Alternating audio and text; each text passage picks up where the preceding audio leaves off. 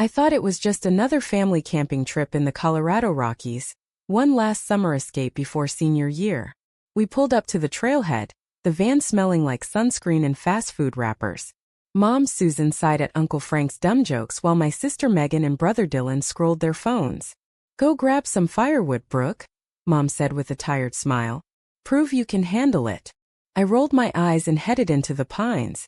When I came back dragging branches, the clearing was empty. No van, no laughter, just tire tracks in the dust. I waited. Then I shouted. Then I cried. They never returned. The first night I huddled against a log, mosquitoes feasting on my arms. By morning my sandals had shredded. I walked barefoot along a dirt road until my feet bled, finally stumbling into a dusty gas station outside Estes Park. Old Hank behind the counter took one look at my dirt-streaked face and handed me water without asking questions. He let me sleep in the storage room for 3 nights, even gave me his wife's old sneakers. But on day 4 I overheard him on the phone. "Can't keep feeding a runaway kid, this ain't a shelter." I slipped out before sunrise.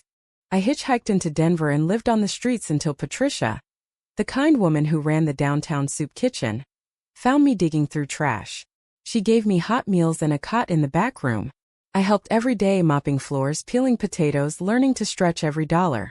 For 2 weeks I felt safe. Then a social worker showed up asking for ID. Patricia whispered, "If you're under 18, honey, it's the law. We have to call Child Protective Services." My heart stopped. I grabbed my bag and ran again. I changed my name to Riley Morgan on motel ledgers and worked cash under the table jobs, dishwasher, night janitor, coffee shop closer. I slept in laundromats and library closets. But I never stopped learning. A librarian let me use the computers after hours. I taught myself coding, built a simple safety app for runaways that pinged trusted contacts with GPS even offline. I called it Haven. It went viral in Colorado shelters first, then nationwide. By 25 I had a nonprofit, a small office in downtown Denver, and a team that helped hundreds of kids every year. 15 years after the woods, I stood backstage at our biggest fundraiser gala in a glass-walled ballroom overlooking the city. The invitations had gone out quietly, including 4 anonymous VIP passes to the Ellis family. I never expected them to come, but when the spotlight hit and the host announced founder and CEO Riley Morgan, I stepped out and saw their faces in the front row, Mom pale, Uncle Frank frozen, Megan and Dylan staring like they'd seen a ghost.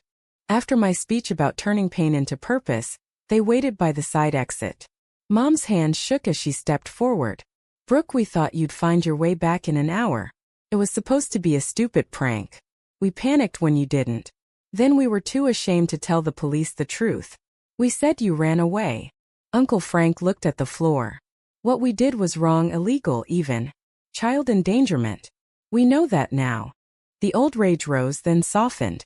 I'd spent years building something from the ashes they left. I looked at each of them and said the words I never thought I would. "I forgive you. Not for you, for me.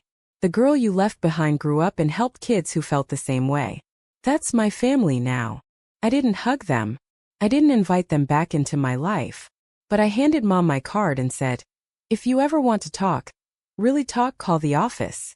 I walked away under the Denver skyline feeling lighter than I had in years. Pain doesn't disappear, but it can become the bridge that carries someone else to safety. That's the lesson the woods taught me. Family isn't always blood. It's who shows up when the sun goes down.